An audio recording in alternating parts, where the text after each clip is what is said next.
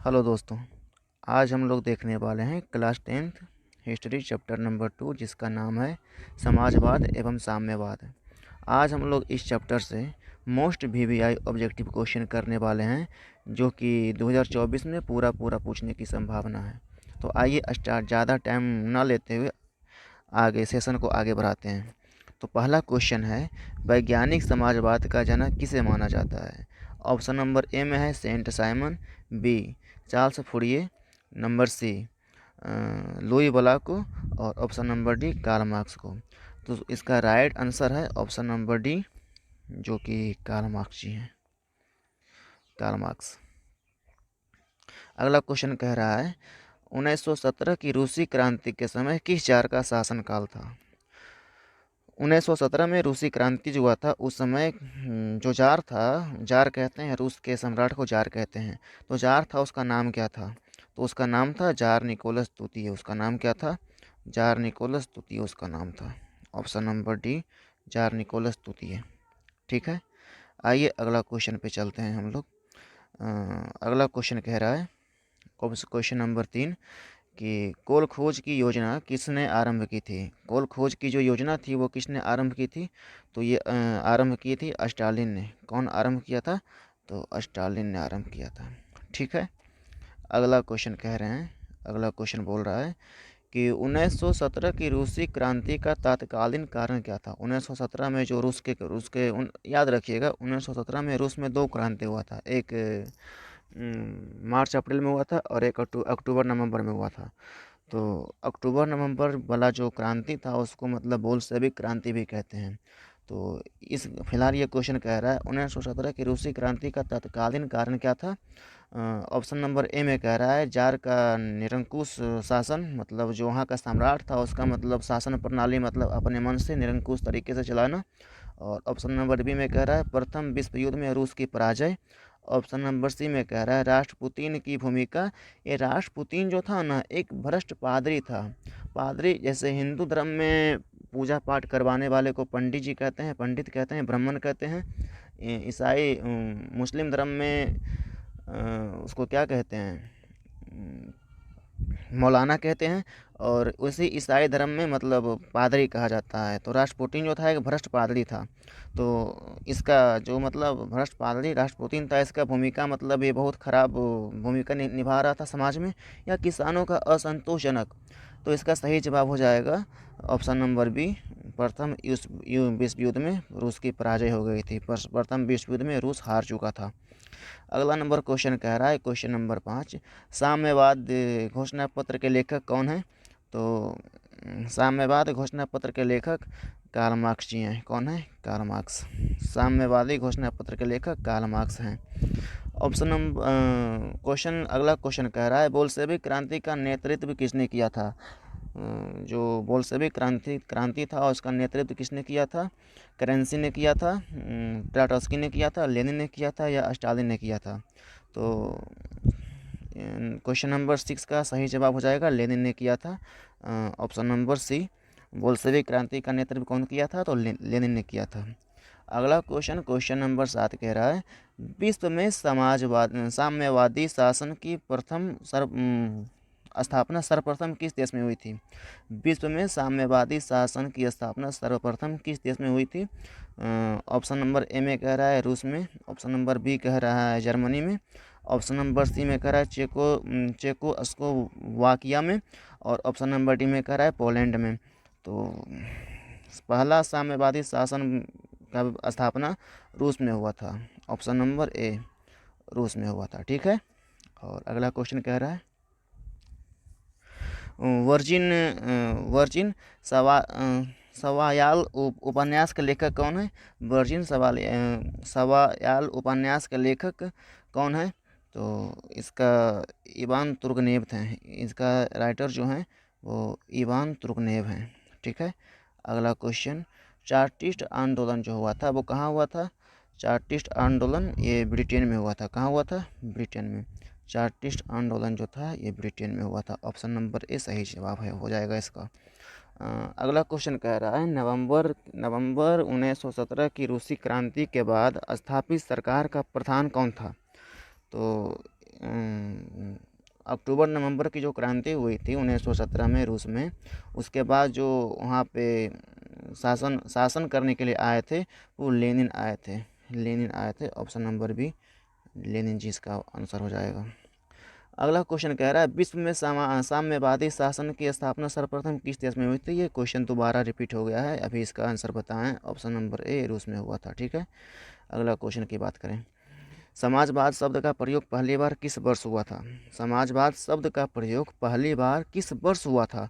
तो ये हुआ था 1827 में, 1827 में हुआ था। ठीक है, अगला क्वेश्चन की बात करें हम।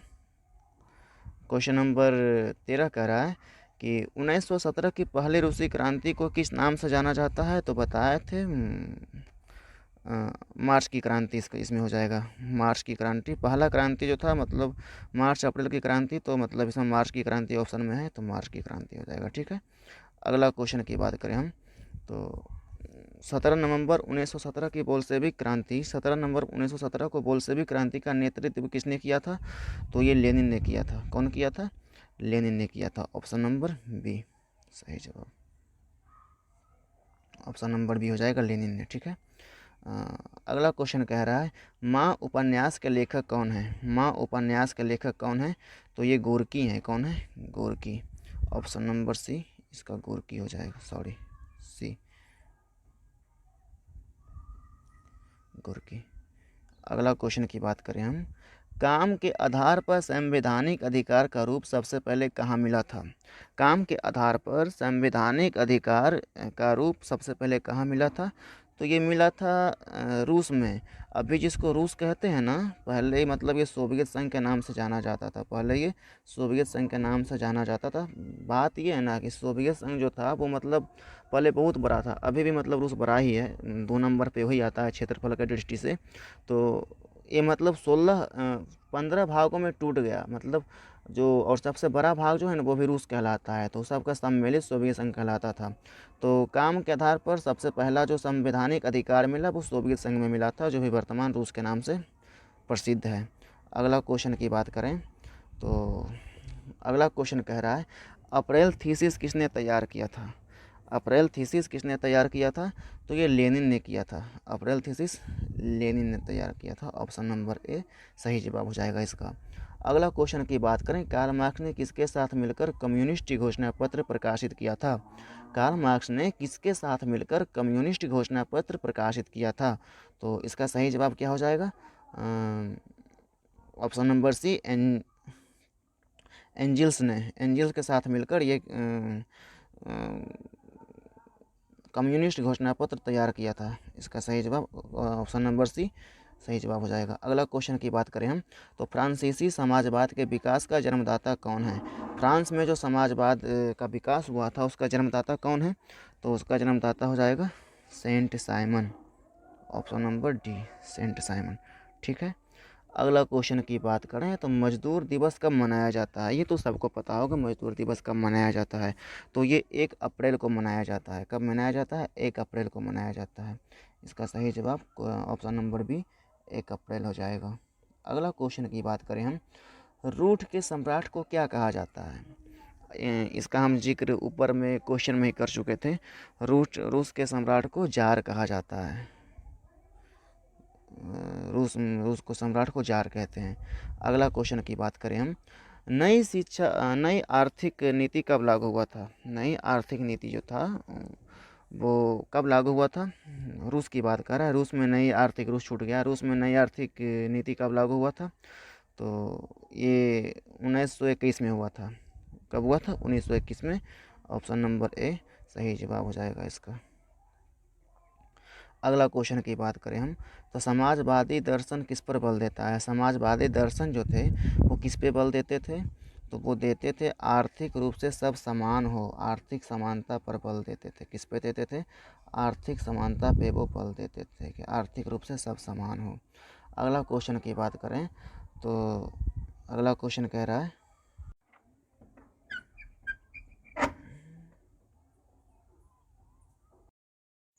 अगला क्वेश्चन कह रहा है केमिंटन की स्थापना का उद्देश्य क्या था। केमिंटन एक ग्रुप का नाम था, एक संगठन का नाम था जिसका काम था क्रांति का प्रचार प्रसार करना।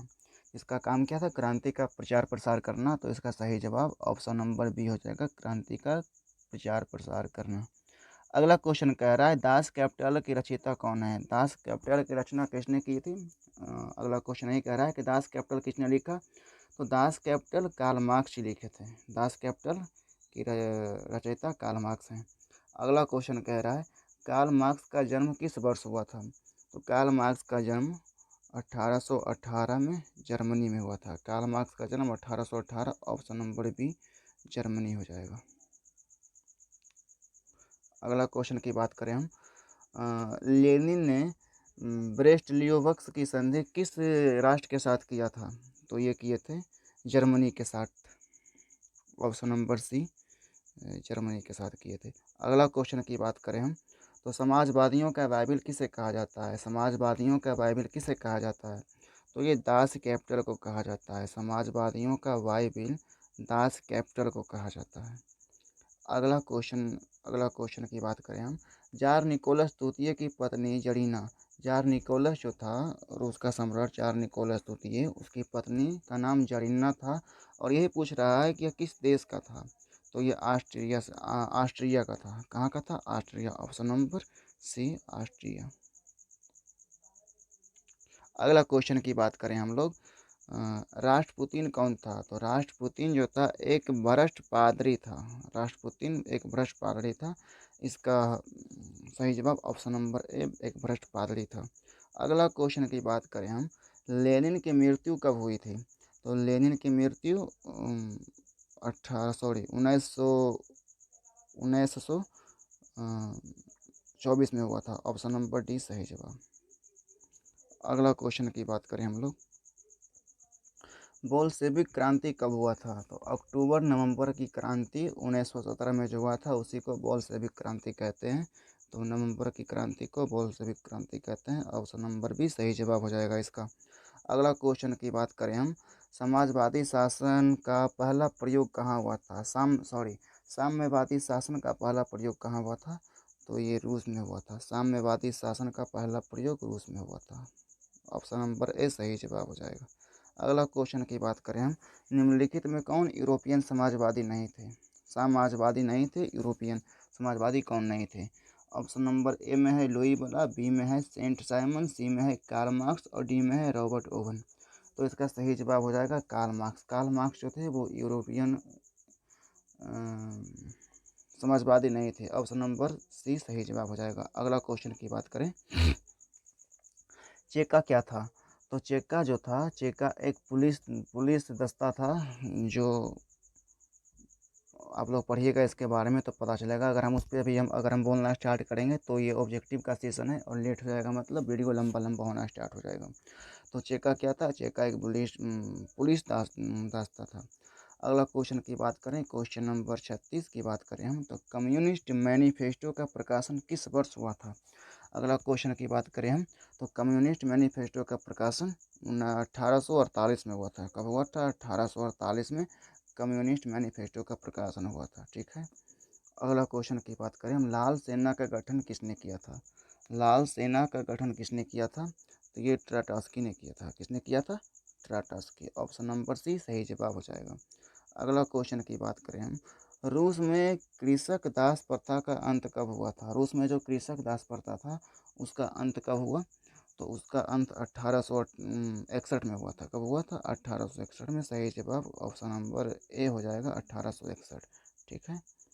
अगला क्वेश्चन की बात करें हम लोग, बार एंड पीस किसकी रचना है? बार एंड पीस एक पुस्तक का नाम था, वो किसकी रचना है? तो बार एंड पीस ये लिखे थे ऑप्शन नंबर बी हो जाएगा टॉलस्टॉय का। किनका? टॉलस्टॉय का। ऑप्शन नंबर बी टॉलस्टॉय की रचना है बार एंड पीस। अगला क्वेश्चन की बात करें, कार्ल मार्क्स का जन्म कहाँ हुआ था? तो कार्ल मार्क्स का जन्म जर्मनी में हुआ था। ऑप्शन नंबर बी सही जवाब इसका हो जाएगा, जर्मनी में हुआ था कार्ल मार्क्स का जन्म। अगला क्वेश्चन की बात करें हम लोग, तो प्रथम इंटरनेशनल की बैठक कहाँ हुई थी? तो प्रथम इंटरनेशनल की बैठक लंदन में हुआ था। ऑप्शन नंबर डी सही जवाब हो जाएगा। प्रथम इंटरनेशनल की स्थापना किस वर्ष हुआ था? प्रथम इंटरनेशनल की स्थापना 1864 में हुआ था। प्रथम इंटरनेशनल की स्थापना 1864 में। ऑप्शन नंबर ए सही जवाब हो जाएगा, 1864 में। ठीक है। अ, अगर आप लोग को मेरे द्वारा कराया गया क्वेश्चन अच्छा लगा तो कृपया वीडियो को एक एक लाइक कर लीजिए और अपने दोस्तों के पास शेयर कीजिए जिन्हें जो भी मतलब 2024 में मैट्रिक का एग्ज़ाम देने वाले हैं, उनके लिए काफ़ी लाभदायक ये वीडियो साबित होगा। चलिए ठीक है, अपने तैयारी को मस्त एकदम गर्दा गर्दा उड़ा देना है इस बार मतलब मेरा प्रयास है कि मेरे चैनल से जो भी जुड़े हुए हैं कम से कम उनको 450 प्लस नंबर आना चाहिए। और अगर ऑब्जेक्टिव ऑब्जेक्टिव क्वेश्चन का सारा सारा मतलब सेशन कर लेते हैं तो आने का गारंटी मेरा है, क्योंकि 250 नंबर तो मतलब ऑब्जेक्टिव देखिए, अगर ऑब्जेक्टिव सेशन अगर पूरा पूरा करते हैं तो ऑब्जेक्टिव में तो क्वेश्चन नहीं कटेगा, उसमें क्वेश्चन कटता नहीं है, पूरा का पूरा देगा ऑब्जेक्टिव क्वेश्चन, 250 में 250 देगा। तो क्या मतलब समझ नहीं आ रहा है। 200 नंबर का भी लिख नहीं सकते हैं जी, 250 मतलब 200 नंबर का भी नहीं लिख सकते हैं, तो 450 नंबर कौन सा मतलब भारी बात लाना है, आराम से आ जाएगा। सिर्फ आप लोग को मेहनत करता मतलब मेहनत प्रॉपर करना होगा। चलिए ठीक है, इसी के साथ सेशन को समाप्त करते हैं।